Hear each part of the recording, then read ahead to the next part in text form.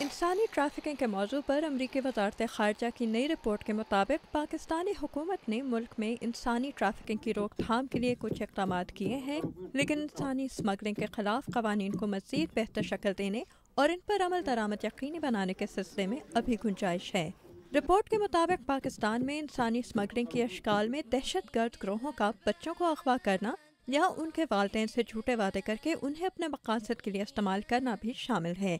इसके अलावा रिपोर्ट के मुताबिक इंसानी स्मगलिंग से मुंसलिक मसाइल में मजदूरों से ज़बरदस्ती काम कराना भी शामिल है, जो सूबा सिंध और सूबा पंजाब में खेती बाड़ी और ईंटें बनाने के शोबे में सबसे ज़्यादा देखा गया है। को इस मसले का मुकाबला करने के लिए क़वानीन मौजूद हैं, ताहम रिपोर्ट के मुताबिक इन क़वानीन के तहत किसी मुल्ज़िम को फ़िलहाल सज़ा नहीं सुनाई गई।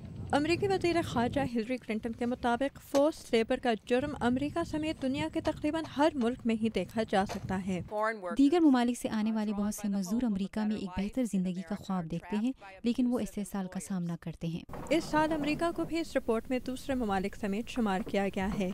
अमरीका के खुसूसी मंदूब लुईस सिटबाका अमरीकी वज़ारत ख़ारजा के ह्यूमन ट्रैफिकिंग ऑफिस के सरबराह हैं।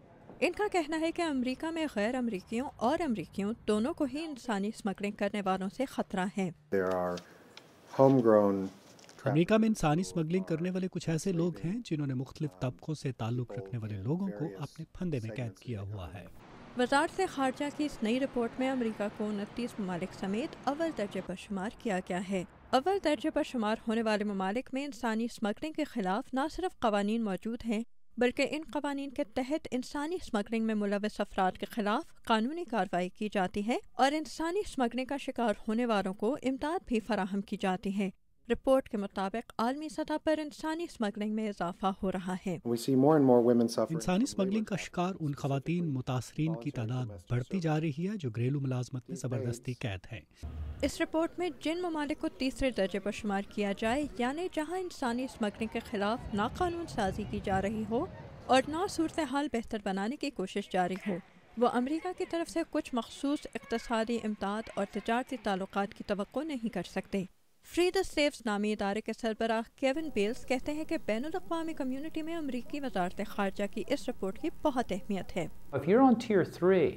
इस रिपोर्ट में जो ममालिक तीसरे दर्जे पर शुमार हैं, अमरीका उनके साथ कुछ तजारती ताल्लुकात और इक़्तिसादी इमदाद का सिलसिला ख़त्म कर सकता है।